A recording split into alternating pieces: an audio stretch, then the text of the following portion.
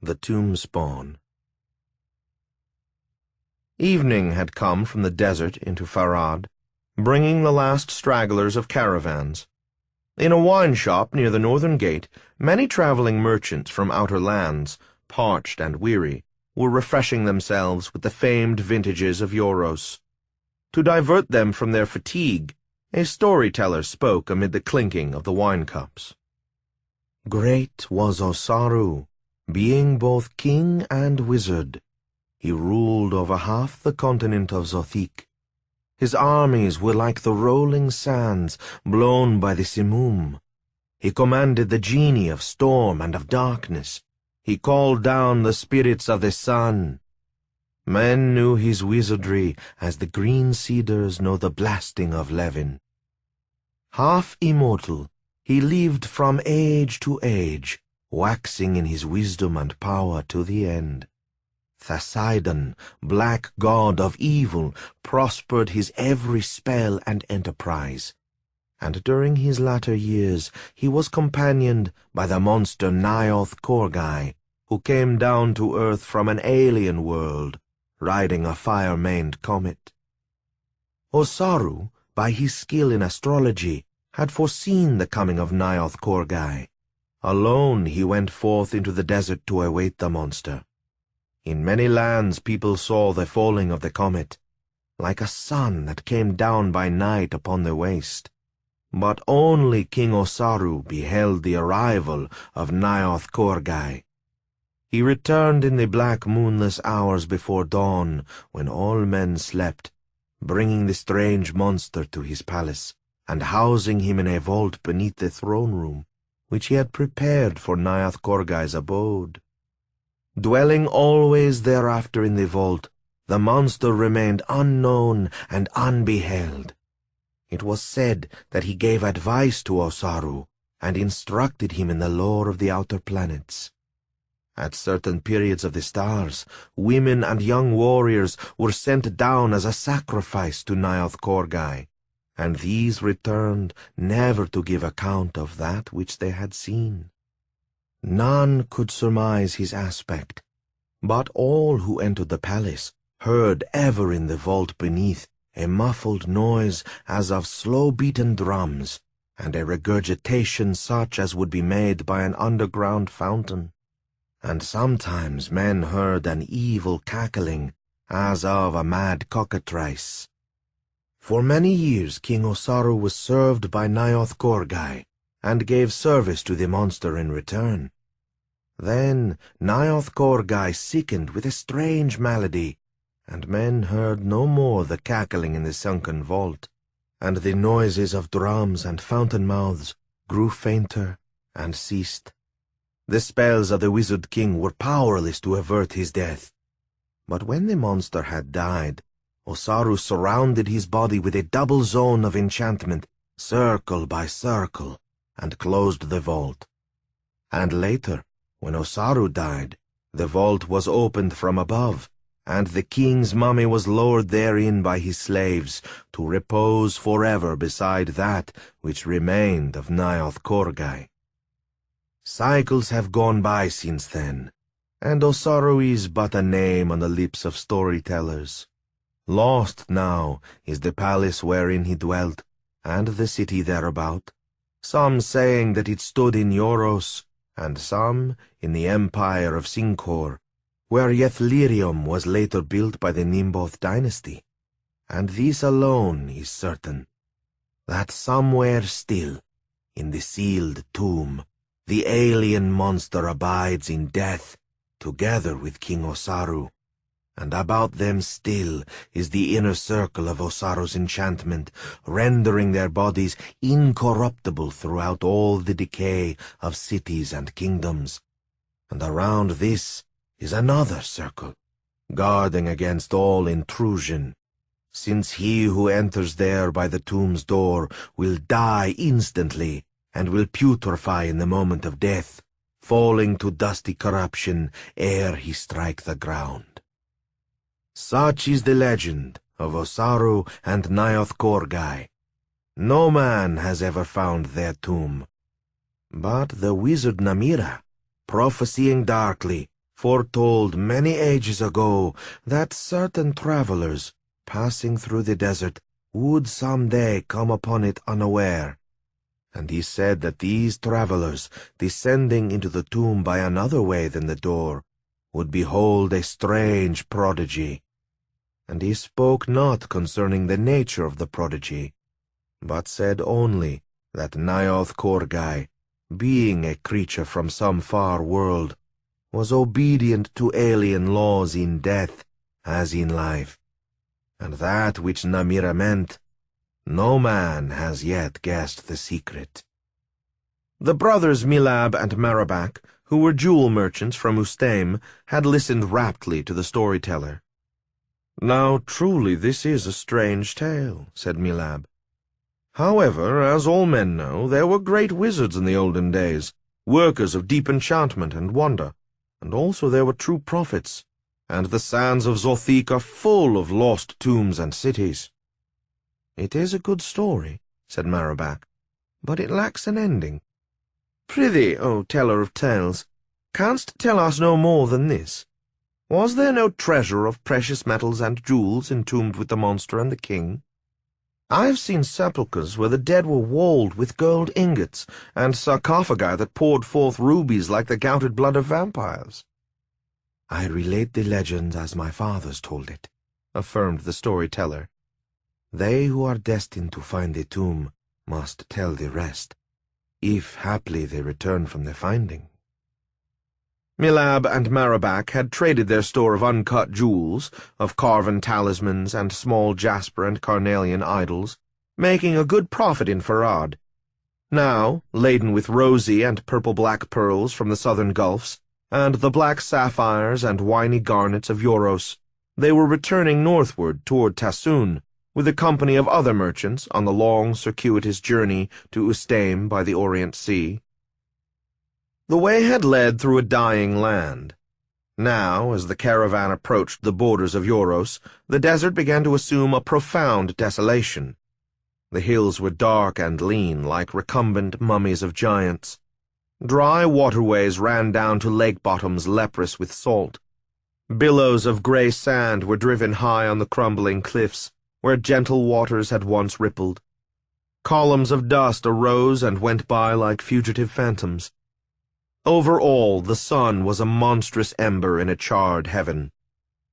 Into this waste, which was seemingly unpeopled and void of life, the caravan went warily. Urging their camels to a swift trot in the narrow, deep-walled ravines, the merchants made ready their spears and claymores and scanned the barren ridges with anxious eyes. For here, in hidden caves, there lurked a wild and half-bestial people known as the Goriai. Akin to the ghouls and jackals, they were eaters of carrion, and also they were anthropophagi, subsisting by preference on the bodies of travelers and drinking their blood in lieu of water or wine. They were dreaded by all who had occasion to journey between Euros and Tassoon. The sun climbed to its meridian, searching with ruthless beams the nethermost umbrage of the straight, steep defiles. The fine, ash-light sand was no longer stirred by any puff of wind. No lizards lifted or scurried on the rocks. Now the road ran downward, following the course of some olden stream between acclivitous banks. Here, in lieu of former pools, there were pits of sand dammed up by riffles or boulders, in which the camels floundered knee-deep. And here, without the least warning, in a turn of the sinuous bed, the gully swarmed and seethed with the hideous earth-brown bodies of the Goriai, who appeared instantaneously on all sides, leaping wolfishly from the rocky slopes, or flinging themselves like panthers from the high ledges. These ghoulish apparitions were unspeakably ferocious and agile, uttering no sound other than a sort of hoarse coughing and spitting, and armed only with their double rows of pointed teeth and their sickle-like talons. They poured over the caravan in a climbing wave. It seemed that there were scores of them to each man and camel. Several of the dromedaries were thrown to earth at once, with the Goriai gnawing their legs and haunches and chines, or hanging dog-wise at their throats. They and their drivers were buried from sight by the ravenous monsters, who began to devour them immediately. Boxes of jewels and bales of rich fabrics were torn open in the melee. Jasper and onyx idols were strewn ignominiously in the dust. Pearls and rubies, unheeded, lay weltering in puddled blood, for these things were of no value to the Gorii. Milab and Merabak, as it happened, were riding at the rear.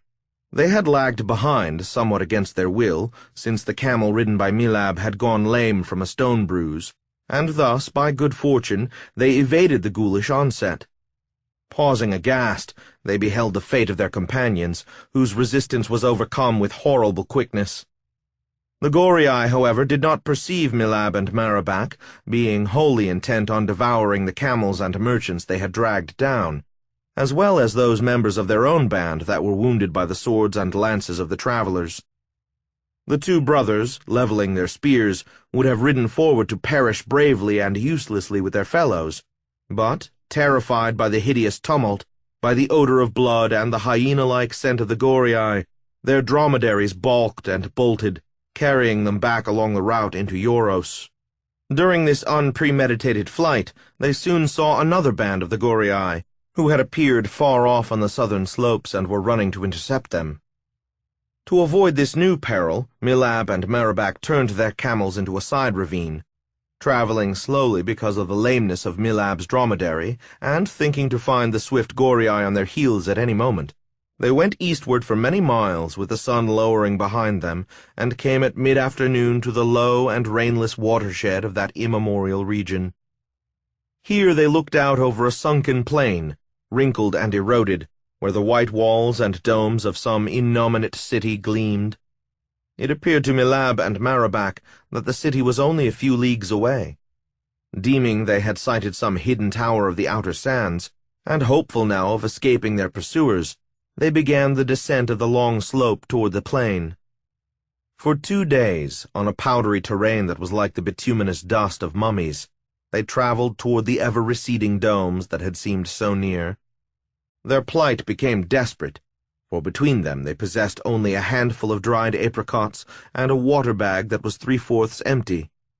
Their provisions, together with their stock of jewels and carvings, had been lost with the pack dromedaries of the caravan. Apparently there was no pursuit from the Gorii, but about them there gathered the red demons of thirst, the black demons of hunger. On the second morning, Milab's camel refused to rise, and would not respond either to the cursing of its master or the prodding of his spear. Thereafter the two shared the remaining camel, riding together or by turns. Often they lost sight of the gleaming city, which appeared and disappeared like a mirage. But an hour before sunset, on the second day, they followed the far-thrown shadows of broken obelisks and crumbling watchtowers into the olden streets. The place had once been a metropolis, but now many of its lordly mansions were scattered shards or heaps of downfallen blocks. Great dunes of sand had poured in through proud, triumphal arches, had filled the pavements and courtyards. Lurching with exhaustion, and sick at heart with the failure of their hope, Milab and Merabak went on, searching everywhere for some well or cistern that the long desert years had haply spared. In the city's heart, where the walls of temples and lofty buildings of state still served as a barrier to the engulfing sand, they found the ruins of an old aqueduct, leading to cisterns dry as furnaces. There were dust-choked fountains in the marketplaces, but nowhere was there anything to betoken the presence of water. Wandering hopelessly on, they came to the ruins of a huge edifice which, it appeared, had been the palace of some forgotten monarch.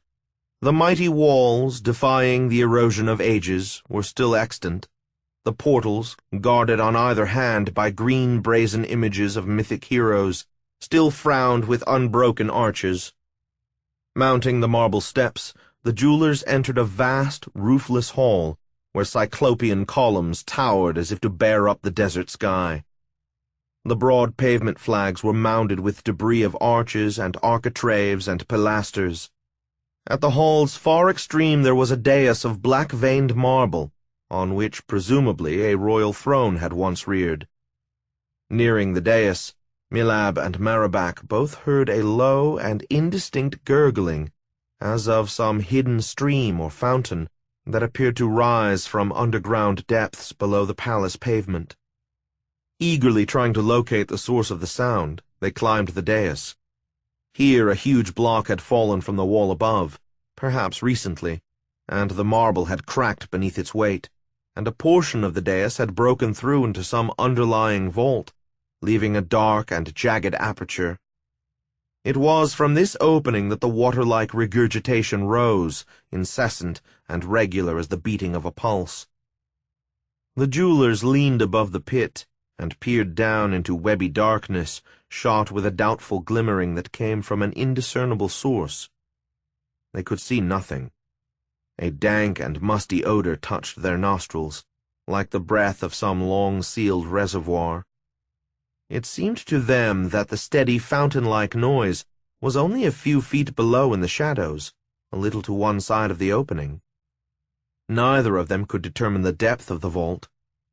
After a brief consultation, they returned to their camel, which was waiting stolidly at the palace entrance, and removing the camel's harness, they knotted the long reins and leather body bands into a single thong that would serve them in lieu of rope. Going back to the dais, they secured one end of this thong to the fallen block, and lowered the other into the dark pit. Milab descended hand over hand into the depths of 10 or 12 feet before his toes encountered a solid surface. Still gripping the thong cautiously, he found himself on a level floor of stone.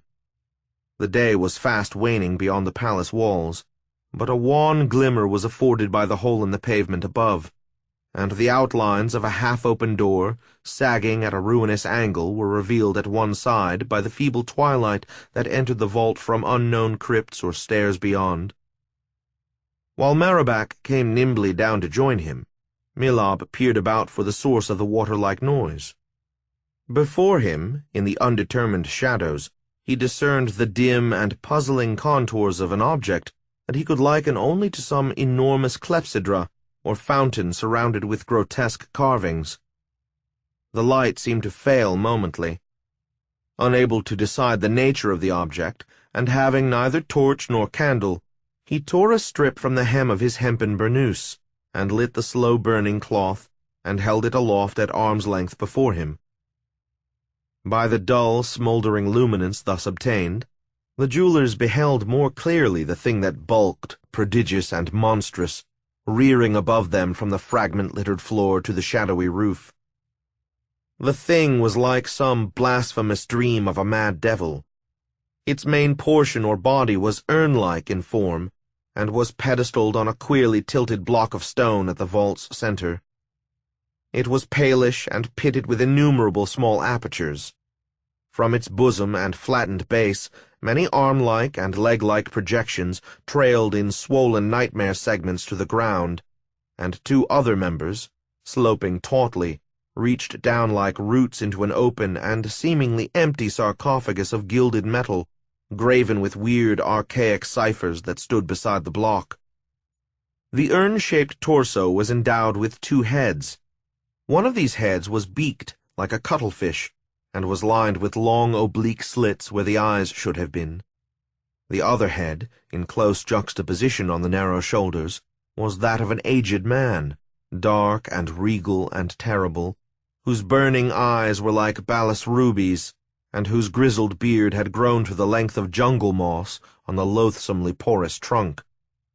This trunk, on the side below the human head, displayed a faint outline as of ribs, and some of the members ended in human hands and feet, or possessed anthropomorphic jointings.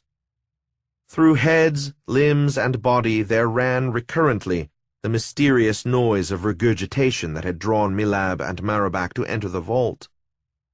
At each repetition of the sound, a slimy dew exuded from the monstrous pores and rilled sluggishly down in endless drops. The jewelers were held speechless and immobile by a clammy terror. Unable to avert their gaze, they met the baleful eyes of the human head, glaring upon them from its unearthly eminence. Then, as the hempen strip in Milab's fingers burned slowly away and failed to a red smolder, and darkness gathered again in the vault, They saw the blind slits in the other head open gradually, pouring forth a hot, yellow, intolerably flaming light as they expanded to immense round orbs. At the same time they heard a singular drum-like throbbing, as if the heart of the huge monster had become audible. They knew only that a strange horror not of earth, or but partially of earth, was before them. The sight deprived them of thought and memory. Least of all did they remember the storyteller in Farad, and the tale he had told concerning the hidden tomb of Osaru and Nioth Korgai, and the prophecy of the tomb's finding by those who should come to it unaware. Swiftly, with a dreadful stretching and straightening, the monster lifted its foremost members, ending in the brown, shriveled hands of an old man, and reached out toward the jewelers. From the cuttlefish beak there issued a shrill demonian cackling. From the mouth of the kingly greybeard head a sonorous voice began to utter words of solemn cadence, like some enchanter's rune, in a tongue unknown to Milab and Marabak. They recoiled before the aberrantly groping hands.